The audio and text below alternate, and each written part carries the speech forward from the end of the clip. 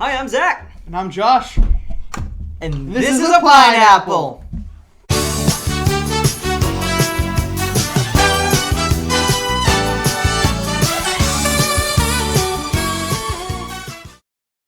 Good morning, good afternoon, and good night, fellow nerds.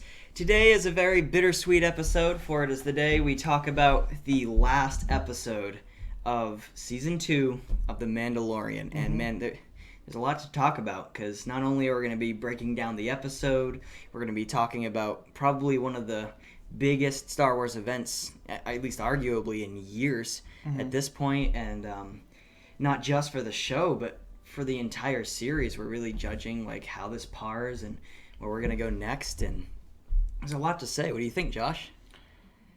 Well, I completely agree. This has been a statement for Star Wars. This is what people wanted in Star Wars for so many years.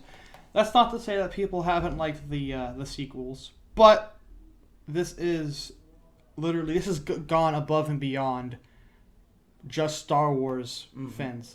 This has brought in more Star Wars, and this has brought in casual fans who might just like The Mandalorian, or heck, they might just like Grogu, and they watch it for Grogu. It doesn't matter. This simply brought in more people. This was absolutely huge. Maybe even huger than the originals when they came out, strictly because the world's bigger now. But anyways, with that being said, that leaves us with that one big question. Yes, it is. Is it the way?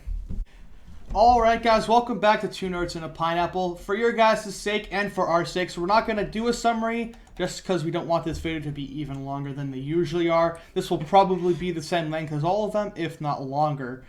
So we're going to go through the summary as we go through the video, and we're going to hit those points as we go across the video. Absolutely. And then after we hit all those points, we're going to talk about first how we felt about this season, how we felt about this entire series so far. Then we're going to finish up with discussing very vividly the future of The Mandalorian in Star Wars. And Star Wars with the plethora of miniseries. Yeah. We could actually do a separate episode on talking about miniseries as well. Absolutely. Anyways. But getting into it, we'll just jump right in. In the first scene, we see Mando and his team. They're still in Slave One. And it basically goes right into, they go to the cantina, if you will, where Bo-Katan is and lovely lady wrestler is.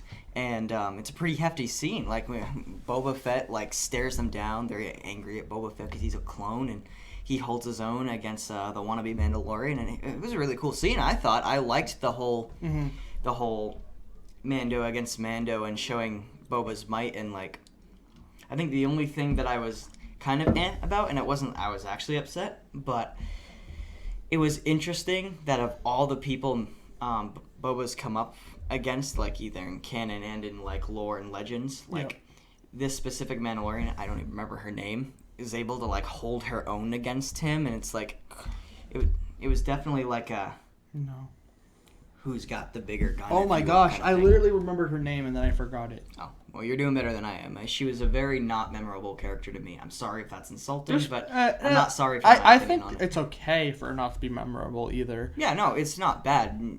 There's plenty of characters that she aren't wasn't memorable. So, that's all.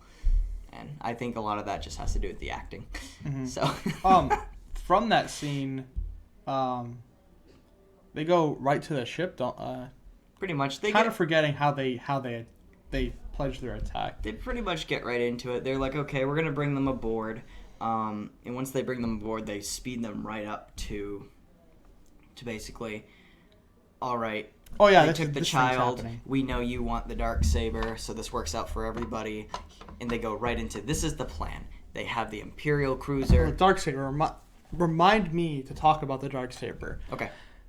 Because there's a lot. I've been rewatching Clone Wars, and there's actually even more than I thought. We haven't even discussed this. Okay. We actually haven't. There's even more to discuss about this. So let's continue, and we'll get to that point when we get to it. All right. And just before we continue, I'm not bashing. Well, I don't even know her name. Sasha Banks, is that who played the Sasha Mando? Banks, yeah. I'm not bashing her. Her real life name is... I don't know. I'm not going to butcher her real We're getting on a rabbit trail. I know we are, but I just want to make it clear. It's I have nothing against her. It was just the character. I didn't think there was much depth, and I don't think there had to be much depth. She's just kind of like a sidekick to Bo-Katan. Totally fine. That's okay. So, that being said, let's move on. Again, So pretty much after that, they make their way to the ship. Yeah. And they pretty much just get on the ship. It's kind of just they get on the ship and they go boom boom. Yeah, they pretty go much that is crazy. their plan. It's like, all right, you're gonna distract him. Mando's saying this. You're gonna distract him. I'm gonna sneak off and basically find the child. Yep. So and danger lurks in the depths of the ship, shape of dark troopers, which are terrifying. Not only are they terrifying, but it is actually one of my new favorite themes to listen to. Like literally, I'll turn off the lights and I'll just listen to the theme. It's actually petrifying. Yes, to listen to. I completely agree. They did a wonderful job. Yep. I don't think we've been that terrified of Star Wars villains literally since Darth Vader. Mm-hmm. Like, that's how I look I at think that. Moff Gideon is a pretty good villain too, honestly. Great villain, but not terrifying. Right. Like shudder and fear kind of thing. Yeah. So, would you agree? Yeah. Okay. So with that being said, they Mando goes his way. They go their way. They blast through people. Yep. Rather easily, honestly. Yep. Which we know it's too easy. Mm-hmm. Like, it's too easy. So they make their way to the bridge, and they pretty much take over the bridge. Yep. And they also have the entire task of they knew the Dark Troopers were aboard, so they had a task to get rid of the Dark Troopers, right? Mm. And they did. Mando kind of got rid of all the Dark Troopers. He had to fight one, which is very cool, like literally running for his life. One of them ended up kind of bashing him. When he was bashing his helmet. Luckily, he had a Beskar helmet, other than his face would have literally have been gone. It still made you wonder if it was going to break, though, with how hard he was going to hit. Like, exactly. Even it being pure Beskar. So then he takes out the spear and just stabs it in the head, and he wins. He sends the rest flying into space. Obviously, we know that's not going to be any of the Dark Troopers. They're robots, right? So, after that, he goes to find Grogu, and he finds Grogu, but lo and behold, a Darksaber is held up in front of Grogu, and there's Moff Gideon. Which, just, not that it had to be, of course, surprising, but right, I totally surprising. You knew it. You're this is way too easy. Moff Gideon hasn't shown his face. I guarantee he's not going to leave the child's side. As soon as Mando opens the door, oh, look, Moff Gideon. Oh, who knew? So, which leads us to the next point where we get the Beskar spear versus the Darksaber, which we knew we were going to get. It was a good fight, It was a very good fight. Very enjoyable. Very believable, too. Yes. It was. Absolutely. I was glad it was believable, and it wasn't like a bunch of kung fu stuff, which is good. Right. It's good, but it shows they weren't trained in lightsaber/Jedi arts right. or Sith Neither of them were trained. Neither of them really had the upper hand. It wasn't like, oh, Moff Gideon has the upper hand and Din Djarin does this bullcrap move and just somehow beats him. No, it was very back and forth. Like, they really don't have a lot of skill with either weapons. Yep. Obviously, they're both extremely trained. Yep. Evenly matched. Mando does end up getting Mando does end up getting that upper hand on him. But when he does defeat him in combat, he kind of earns the Darksaber. Yeah. And he's like, yeah, you beat me, but you got to have this now because you beat me in combat. That's how it works. Which shows. And this is going to cause some conflict with that gal over in the other room because I know she's here. Which it kind of does and it doesn't because it doesn't finish that. But we'll get to that point because we're not. It builds the foundation for the conflict. He walks into the bridge with Grogu in his arms, and Moff Gideon kind of chucks him, and he has the Darksaber, and Bo-Katan's like, that's basically what they're basically what she said. And she's like, oh, he's like, you have to win that in combat, blah blah blah. Mando's like, no, just take it. I yield. I yield. And then Moff Gideon. And here, so go ahead, I apologize. I'm going to rant. Get right into it. I've talked a lot already, but I'm going to rant even more. So he basically, Moff Gideon's like, no, you have to earn it in battle. And instantly, I was very upset because in Clone Wars and in Rebels, I don't exactly know in Clone Wars because I watched Clone Wars when I was younger. I am now rewatching it. So it kind of, I don't know exactly. I'm rewatching Clone Wars, but in Rebels, it literally happens, right? Sabine Wren gets the Darksaber, and she kind of finds it, if I remember correctly. She kind of finds the Darksaber, so it doesn't technically win the Darksaber. Via battle or yield, right? She doesn't technically win it, but she does yield and give it to Bo-Katan, right? Okay, so that's like the only out for that. That's an aspect of the Darksaber that we actually know. Like, it's lore. We know that you can yield the Darksaber. You can give it up. You can yield and not battle. You can give it up and give it to someone. You don't have to best someone in battle. But the Mandalorian instantly threw that. I'm not bashing the show. This was literally a freaking great episode. I'm very excited. Mm-hmm. Which is like literally, I think, the probably 1 out of 2 aspects for me personally, and probably just the single aspect for you on this episode. And it kind of just, I was like, what? But you can yield, but you can't yield, and it never talks about it the rest of the show. The show ends before they even talk about it again. However, in Clone Wars, I've gotten back to the. This is spoiler. We have a spoiler warning before this, so spoilers on Clone Wars now. I was going to say the spoilers at the beginning of the video. Spoilers for Clone Wars. Spoilers all across the board. Yeah, I feel like that's kind of straightforward. Anyways, it's just spoiler warning for anything. Yeah. Anyways, I've already talked about Rebels, but anyways, in Clone Wars, one of the most recent episodes I've been watching, season 2, and they bring in the Mandalorians in Death Watch.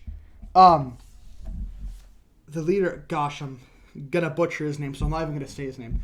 But the original leader of Death Watch has the Darksaber. No explanation at all. He just kind of has it. Yeah. Now, this given, I'm rewatching it, and I haven't researched it because I kind of want to experience for myself again. So granted, this is kind of a butchering, so it's possible he has it for a reason. But, with that being said, he kind of just has it automatically in the Clone Wars. Like, there's no reason behind it. There's... Yeah. No, this he's the one who's wielding it. Right. Like, that's so, what we know. With that being said, like, I am kind of upset over the Darksaber, but at the same time, with anything in Star Wars or anything in media, lore and continuity can be broken.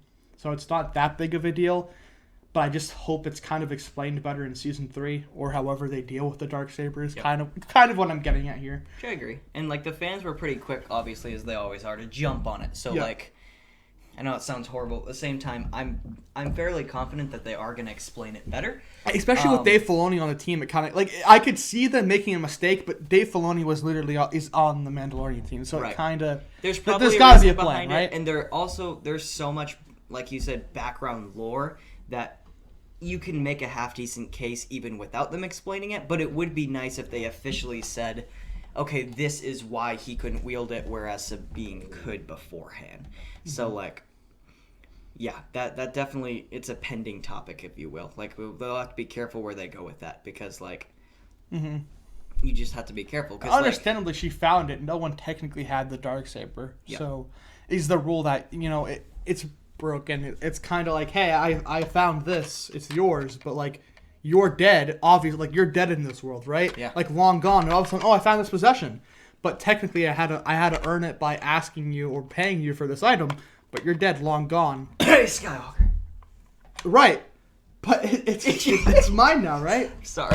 It's kind of not how it works. It's kind of not how it works. You can't just take something for your own, Ray. The lightsaber belongs to me. It belongs to me. That's all I remember about the sequels is Kylo squinting. Kylo never squinted. It's like a twitch. He has this, like, offhand twitch. No. He looks like he's about to twitch the entire movie. Like, straight up. He the faces he makes, but he holds it. So you expect but he never actually does it. So it's like, so just it looks constant migraine. Constant migraine. So it's constipated. Probably from constipation. Anyways. Let's get back to Star Wars. So that... it doesn't close out the episode. Gosh, no, I literally went on a tirade before we even finished finished the summarization. Brings us to the next scene. Yes, the next scene. Basically, you tackle this. Like you mentioned before, Josh, it's not the end of the Dark Troopers. Mm-hmm. They distracted us enough in the episode, and I think that... That's the point. Yeah, basically, when the Dark Troopers did fly back, it did take me off guard. I was like, crap. It's like, they're still out there. They can fly. That makes total sense. Like, and they don't saw breathe. them fly. Well, yeah. So, like, they come back, and they did a brilliant job of building up the, oh my goodness, this is our last stand, we're doomed kind of thing. And, like, the constant punching on the door, and just the amount of time they took for that last, like, 16-ish minutes. They really milked it out, but not in vain. because like they had me absolutely convinced. Like, how are they going to get out of this? This is the end. They're gonna recapture Grogu. This is it. Like, I was sold. You were? I was. I wasn't sold. I think they did a very good job. I wasn't sold strictly, not because they couldn't sell me, but strictly because of how many films I've watched. I kind of know that it wasn't going to. It's kind of how filmmaking works. Well, and like the only time I've ever seen this is Infinity War and Endgame. For personally, right. So like, anyways, even with all like. Everybody's watched it at this point, so like we know there's a character coming. For the sake of the suspense, I won't say it right away. But like a few episodes back when Grogu was reaching out in the Force, theory after theory it was, who is it? Who's it gonna be? So we expected somebody to show up, but what I mean by I was convinced they were done is the way they specifically set up this episode. They made it very well to the point where it's like nobody's coming. Like, this is the last bit. So, like, in that aspect, episode-wise, not all out, I was convinced in that moment. But then... For me, in the moment, I was convinced that the Jedi was going to show up. Okay. Which is totally cool. As soon as they completely covered the brig, I'm like, they're actually not going to end up fighting them, are they? Like, they're not going to have to touch a single Dark Trooper. Which, by the way, they didn't. It kind of upsets me, but it's fine. Okay. They didn't have to touch a single Dark Trooper. Anyways. Then you see... the X-Wing come. And literally, I could not believe my eyes. As soon as I saw the X-Wing, I was like, one X-Wing. My first thought was, oh, it's Dave Filoni. He's coming back as the New Republic guy. That's cool. But then I didn't see the second X-Wing, his partner. And I was like, there's no way he of the New Republic would attack with just one X-Wing. So I know it's a character right there. But I could not bring myself to believe it was Luke because of the way they presented it. Like, they flew in, and I was thinking, my first thought was, nah, it can't be Luke. There's no way they could pull that off. And then you see the hooded figure, walk on the little monitor. But, like, they did such a good job showing his back that it didn't look like Luke to me. Yeah, like, it's still new. It might have to some people. It's an X-Wing. It's a Jedi. Well, no, but still, I think they did the scene so well that I couldn't figure it out. The majority of people found out. It's just you. Okay, that's fine. That's fine. I'm just better at staying away from spoilers, and that's okay. No, it's not spoilers. It's an X-Wing. I know, but it was still so unbelievable that they could pull something like that off. That's what was keeping me from thinking it was Luke. So, anyways, you see the lightsaber, and for a split second I was like, the only Jedi we've seen is Ahsoka. I could see her coming back, but then I saw I was like, there's only one lightsaber. She uses two. Must not be her. And B, because I do pay attention to this, it was nowhere near Ahsoka's fighting style.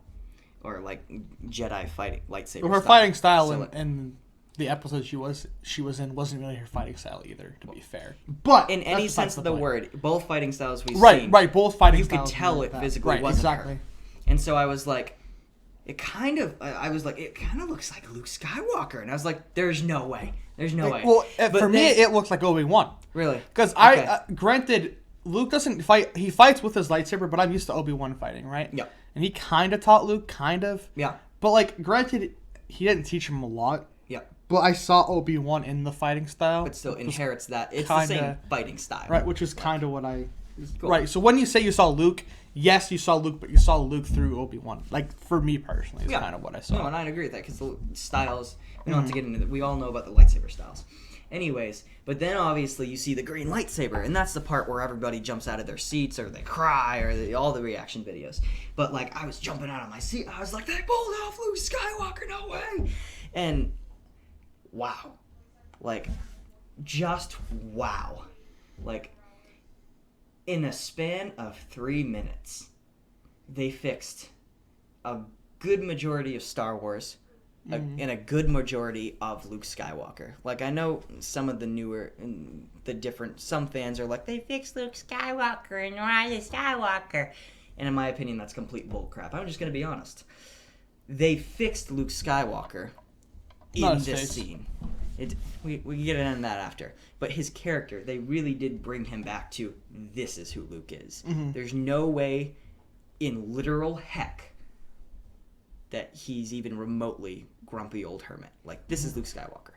And he plows through them.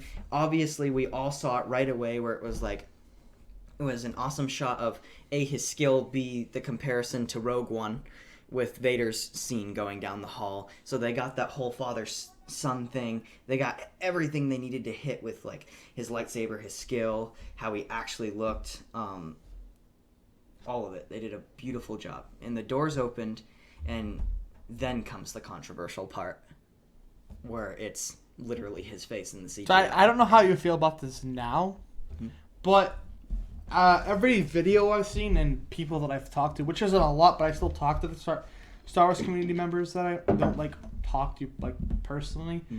But the moment was great. I feel like I don't feel like the CGI was very disappointing. Someone literally deep faked the scene and did better.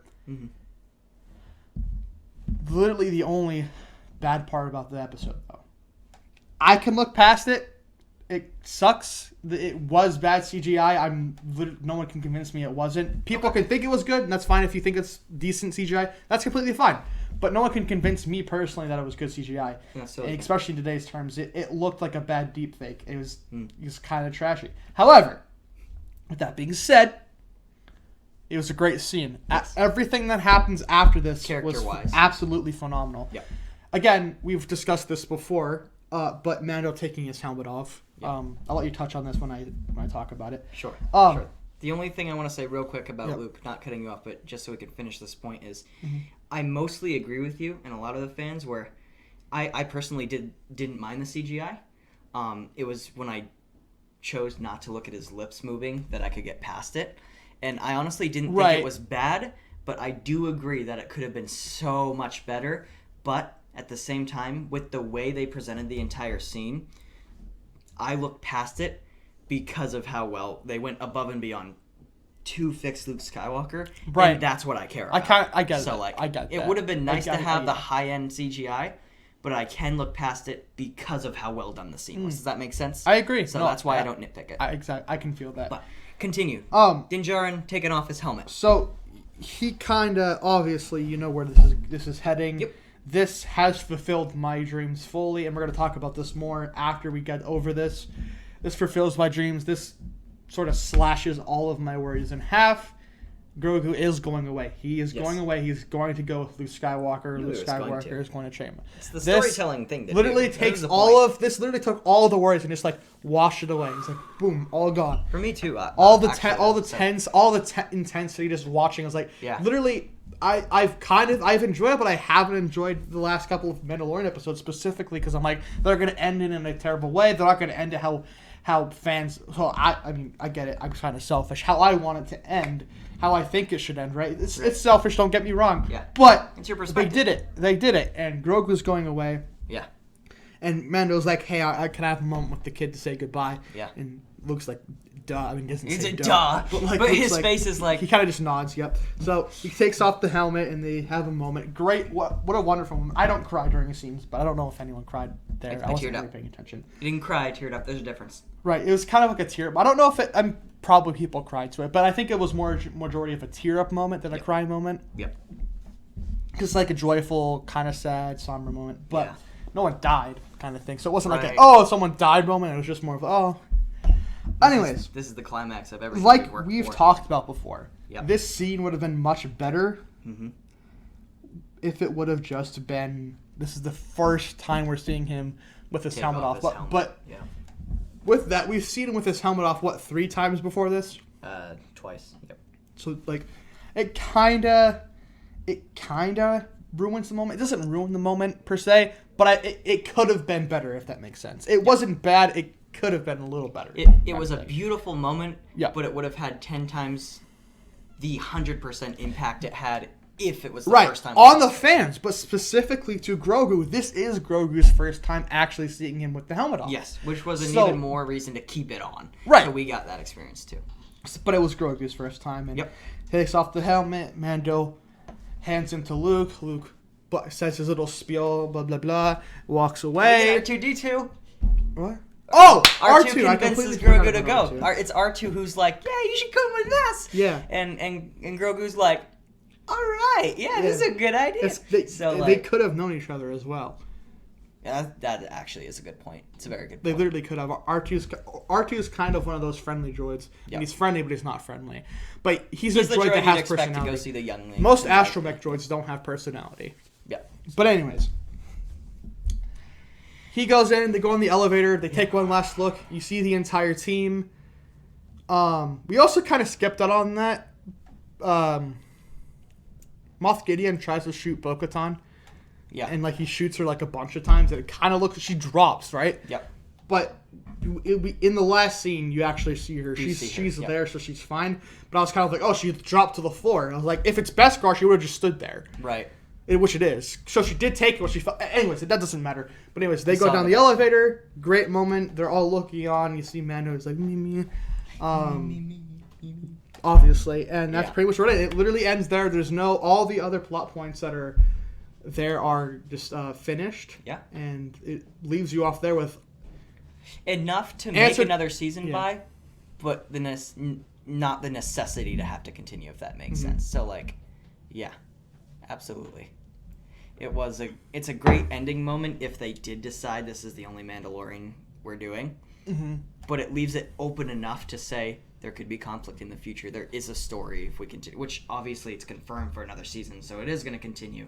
But it is a beautiful, beautiful end to a story. Because in a sense it was, because of like Grogu's story specifically in Mando.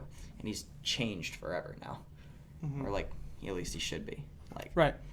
I don't know. It doesn't show him get a new ship, so that's one of my main questions for the future is, will it be a one episode kind of thing? Will it be a beginning, or will we see he's struggling ship to ship until he finally gets the one he wants kind of thing? Yeah. Like, and at that point as well, like, like with the ending credits scene, because we're over now, we can talk about the end credits scene. Yes. We know for a fact we're gonna touch on this real quickly, go back to the future of Mandalorian, and then touch on the future of other things. Yeah. But anyways, good formula. With seeing this, we know that he's probably not going to get Slave 1 because Boba's going back to his bounty hunter ways and kind of goes into Jabba's palace. Literally, he doesn't slaughter, but his friend slaughters literally everyone in there. Mm-hmm. He comes in. Do you know the character's name? Jabba's right-hand man. Yep, who is now now the mob boss, basically. He's now the mob boss. He's like, oh, Boba, it's good to see you. Boom. Boba shoots him. He's dead. And, like, there was no, like, sombering, I'm going to stare at you. It was literally, I'm here on business. He doesn't stop walking, just shoots him. Yeah. Rips him off the seat, puts his gun down, and sits in the seat. Really declares himself the mob boss, basically. Yep. Really good scene playing, and declares himself, like, the mob boss. The new Hutt, if you will. Yeah, Hutt. Even though it's, like, kind of... Yeah. Right. He's declaring him. And so that leads us to the Book of Boba Fett and what happens there. But we'll talk about the future Mandalorian before we touch on that and other shows. Yes. So, I mean, the biggest thing that I think for the future of Mandalorian is, the ship. Like, how's that going to work? I think it's very important that they don't rush it. I kind of would like to see they kind of go for it throughout each episode, where it's like, I'm not finding the right ship, this one's junk, they keep getting wrecked and then finding it. Personally, don't think they should find another Razor Crest. I think that was a one-time deal. I think it makes more sense if it is, but if they do, if they can sell it, great. I'm one of those rare people, I think, who doesn't want him to get Slave 1. I don't think there's a need for him to get Slave 1. I don't want him to get Slave 1 either. There's no reason for it. Besides that, I think we're going to see a lot more of what we theorized about, like, retaking Mandalore, what that means for the Mandalorian plural. I know it technically has an S for Mandalorians plural, but, like, it's about the Mandalorian, so, like, as a whole race, if you will. I hope we see a lot more of that. Mm-hmm. There's going to be a struggle between him and Bo-Katan. There almost unarguably is going to be. Yeah, 100%. So, what that's going to look like, how far she's going to go. They have to kind of pick it up exactly where it left off in a way. Right. Because where do they go? Like, is he now going to be hunted and that's where it's going to start? Or is he going to, like, fight her but, like, hold back so she just beats him? Because he's, like... I feel like because of how much of a moment they made it in this show, I don't think they're just going to glaze over it in the next. I could be wrong, because they've done that stuff before in different, not even necessarily in Star Wars, but in other things. Mm-hmm. But I don't think they're going to glaze over it. I don't actually have a preference to it, if I'm honest. I don't really care what they do as Either long way. as it's good. Yeah, no, and I feel that way too, as a personal thing. Yeah. I don't mind which way they go at this point. I want Grogu to stay in it as little as possible. And besides that, I'm really okay with wherever they go. I'm okay if they go through Mandalore. I'm okay if they go completely different. Like, the only thing I don't want them to build any more on is anything regarding Snoke or, like, the First Order, which were years and years before that, so I don't think I have to worry about that. With that stuff kind of being touched, there's not much to go off of other than those few things that we touched on. Yeah. So we've kind of just discussed this last point before we get on to the future of Star Wars as a whole. And that's Grogu and when he's going to return, if he's going to return. And with that being said, I heard a rumor and it kind of like was here and there, so I don't know where the rumor came from. I didn't really fact check it. However, they kind of said that in Season 3 he's going to have a lightsaber, right? Which... It's a rumor, but at the same time... Right. I really don't want that to happen because, number one, he's still super young. He can't even talk yet, right? And unless they do a huge tie jump in Season 3, which is entirely possible, I just don't see it happening. Our hopes, I think we've mentioned this in the This Is the Way series already, but our hope is that he just kind of shows up at the end and they get a reuniting moment like towards the end of the series. And that's it. And that's kind of it. Great. Yes, Grogu is one of the most beloved Star Wars characters recently just because of how far he expands, like we discussed at the beginning of the episode. He far expands just your like hardcore Star Wars fans. He goes to your casual Star Wars fans and your even more casual Star Wars fans. He's your kind of Grogu exceeds fans. all of that. Your Grogu fans. But I don't see him... There are Star Wars fans, Mandalorian fans, and Grogu fans. Right. Exactly. I don't think he's going to come back until the end of the series. I don't think he should come back until the end of the series. It would kind of just make everything leading up to this point not matter. Right. It just wouldn't matter if he was just brought back just because people miss him. Yeah. Maybe Mando can visit him in an episode, like half of an episode, or maybe like he said, I promise. Maybe like 10 minutes of an episode is him visiting Grogu and Grogu's wielding a lightsaber or something. I would kind of be okay with that, as long as that's all it was. Right, and it's not like I'm a little BA Jedi now. Yeah, let's go kill stuff. Yeah, exactly. So anything else you want to touch on Mandalorian related until we get? I think that basically covers it for me. On Grogu's side, I look forward to seeing him again as that precious moment. I don't know if they're going to bring Ahsoka back. I don't think there's a need to. So that's just a personal character thing there. I don't think there's any need to. I think they should save her for the actual show they're doing with her, which I completely agree with that if they do it right. Besides that, I want to learn what happens with his next ship and where he's going to go after this. Besides that, I'm looking forward to it. I'm pretty satisfied with how this ended. It really, the last episode, I think, took all of the other episodes that were kind of like, man, they feel like side quest, which they still kind of do. But now that you can watch it as a full thing, you understand it more. Exactly. And you can appreciate each episode more because it's the climax. It combines it all together, connects the dots. So, like, because of this last episode, I really do appreciate the season as a whole. So, if that makes sense. So, before we ask that last question, we're not going to talk a lot on this, just for time's sake. There's so much to talk about. Yeah. But for time's sake, we're not going to talk a lot on it. We might do an episode on it. We don't know. Actually, before we ask the question, because that kind of ends the episode, we'll discuss this and then talk about something else, which you'll know, but you don't know right now. Wow. You know it, but that's you a just lot don't of ending know. topics. Just go ahead. Anyways, Go ahead. So we have Ahsoka. I don't know what time period that's going to take place in. I kind of hope it's in between Rebels and Mandalorian. I hope it's not after Mandalorian. That's my personal preference. Right. Anyways. We'll see. You have Cassian Andor, which was part of the Rogue One. Which was part of Rogue One. Well, yeah. And we're going to see more on that character. Excited. I think that's going to show the dirty side of the rebellion, which probably. I think it's going to be very weird for people to see, and I don't think a lot of people are going to like it strictly because of that. But both sides were dirty. Just when it comes to war, both sides can be dirty. And that's what and Rogue that's One kind of was what about. they're. I think Rogue that's what One was about rebels becoming heroes. Right. I think So- that's what they're going into with Yeah. casting. They're going to show more of that.